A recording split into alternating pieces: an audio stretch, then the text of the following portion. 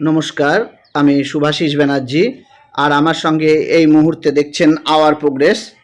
তো আজকে যে প্রতিবেদনটি নিয়ে এসেছি সেটি হলো জমির দলিল বড় না দখল বড়।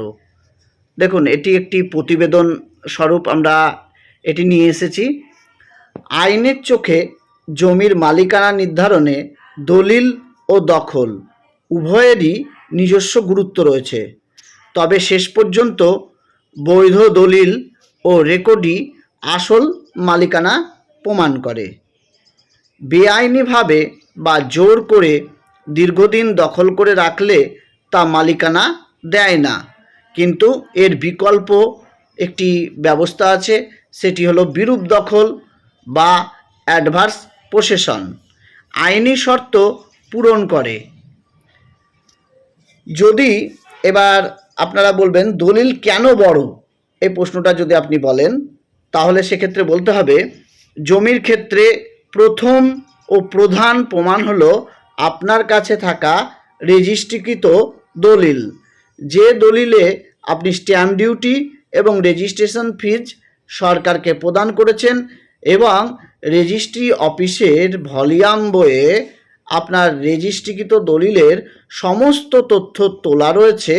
এমনকি আপনি ডব্লিউবি রেজিস্ট্রেশন ওয়েবসাইট বা ডব্লিউবি ই ডিস্ট্রিক্ট পোর্টালে সেই দলিলের তথ্য 1984 সাল পর্যন্ত সেই তথ্য আপনি পাচ্ছেন অনলাইনে।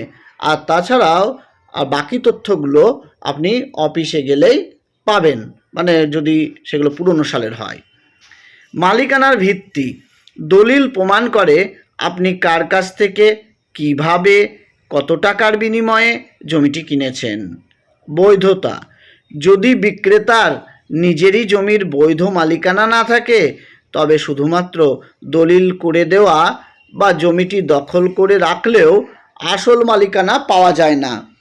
অর্থাৎ আপনার যদি চেন ডিড বা পিট দলিল ভুল থাকে, দেখা গেল যে জমির দলিলের সাথে মালিকানার মিল নেই, তাহলে কিন্তু যদি আপনি বর্তমানে বৈধভাবে রেজিস্ট্রেশন করিয়েছেন, স্ট্যাম্প ডিউটি দিয়েছেন, রেজিস্ট্রেশন ফিস দিয়েছেন, তা সত্ত্বেও আপনার দলিল কিন্তু বৈধ হবে না যদি ওই চেন ডিড বা পিট দলিলে কোনো ভুল থাকে।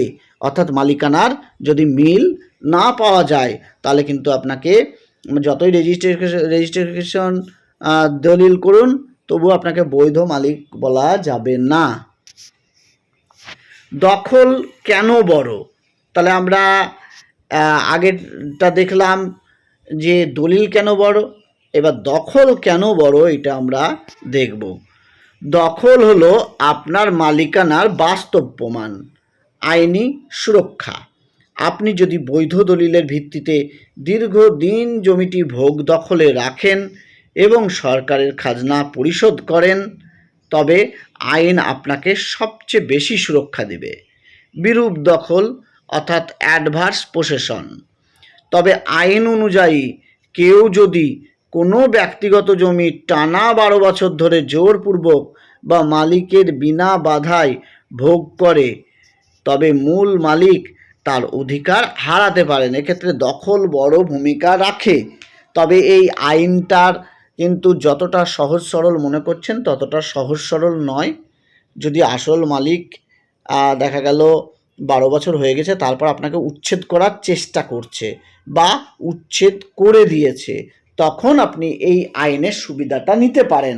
কিন্তু আপনি 12 বছর ধরে দখল করে আছেন, আপনার হয়তো 20 বছর, 50 বছর, 60 বছর হয়ে গেছে, এবার তারপর আপনি নিজেই কেস করতে যাচ্ছেন, তাহলে কিন্তু অ্যাডভার্স পসেশনের কেসটা কোর্ট বা আদালত নেবে না। যতক্ষণ মালিক আপনাকে সেই জায়গা থেকে জোরপূর্বক তুলে না দিচ্ছে ততক্ষণ নেবে না এই কেস। রেকর্ড ও দখল বা দলিল যাই থাকুক না কেন, জমির হালনাগাদ সরকারি রেকর্ড বা খতিয়ান যেমন মিউটেশন বা নামজারি থাকা অত্যন্ত বাধ্যতামূলক। সরকারি নথিতে আপনার নাম না থাকলে শুধুমাত্র দখল বা পুরনো দলিল দিয়ে মালিকানা প্রমাণ করা কঠিন হয়ে পড়ে। আপনার কি জমির দখল বা দলিল সংক্রান্ত কোনো সমস্যা যদি চলে তাহলে আপনি নির্দিষ্ট আইনি যে ধাপ রয়েছে সেগুলো মানে আপনারা দেখতে পারেন। যেমন ধাপগুলো বলে দিই।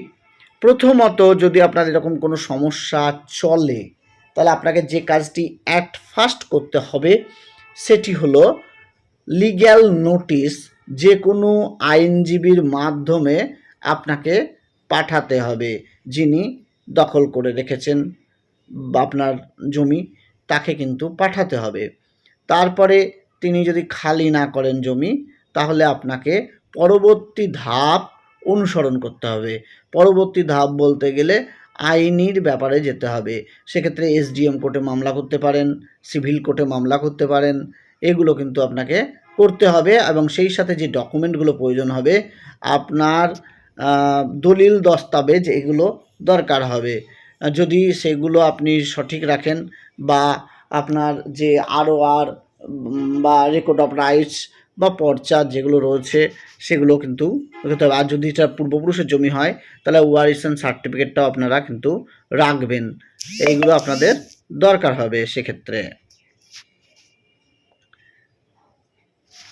আর একটা কথা, যে অনেকেই বলেন যে দাদা জমির দলিল আমার কাছে রয়েছে, আমি রেজিস্ট্রি করিনি। মানে জমির দলিল রয়েছে বলতে গেলে জমির টাকা দিয়েছেন আপনারা, কিন্তু রেজিস্ট্রি করেননি আপনাদের পূর্বপুরুষরা।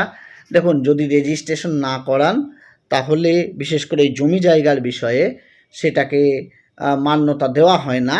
যতক্ষণ রেজিস্ট্রেশন না হচ্ছে, রেজিস্ট্রেশন হলে তবেই দলিল পাবেন। আর কোনো সাদা কাগজ বা কোনো কিছুতে লেখাপড়া করেছেন সেইগুলোর কিন্তু অত ভ্যালু থাকে না। বিশেষ করে জমি জায়গার ক্ষেত্রে 1960 সাল এর যে রেজিস্ট্রেশন আইন রয়েছে, 1908 যে রেজিস্ট্রেশন আইন, সেই আইন অনুসারেই আপনাকে জমি স্ট্যাম্প ডিউটি এবং রেজিস্ট্রেশন ফিজ প্রদান করে তবেই দলিল তৈরি করতে হবে। আর সবসময় বৈধ মালিকের কাছ থেকে জমিটা কিনতে হবে। তাহলে এই যে প্রতিবেদন আমরা আলোচনা করলাম, দলিল আর দখল, নিশ্চয়ই বুঝতে পারলেন। কিন্তু অনেকেই অ্যাডভার্স পসেশনের বিষয়টি বুঝতে পারেন না। তারা ভাবেন যে 12 বছর দখল করে আছি মানেই আমি অ্যাডভার্স পসেশনের সুযোগ নিয়ে নেব। ব্যাপারটা তা নয়। আর আরেকটা কথা মনে রাখবেন, সরকারি জমির ক্ষেত্রে অ্যাডভার্স পসেশন চলে না। আপনারা জানছেন বা দেখছেন বর্তমানে রেলের যে জমিগুলো বা রেলের স্টেশন থেকে হকার উচ্ছেদ বা অন্যান্য মানুষকে উচ্ছেদ করা হচ্ছে, বস্তি উচ্ছেদ করা হচ্ছে, এগুলো তো দেখছেন, এগুলো তো সরকারি জমি। তো সরকারি জমির ক্ষেত্রে কিন্তু এই বিষয়টা খাটে না, অ্যাডভার্স পসেশনের বিষয়টি। যাই হোক, আজকে এটুকুই আলোচনা করলাম। আবার পরবর্তী ভিডিওতে আপনাদের সঙ্গে আমাদের দেখা হবে। ধন্যবাদ। আজকের প্রতিবেদন এখানেই শেষ করলাম।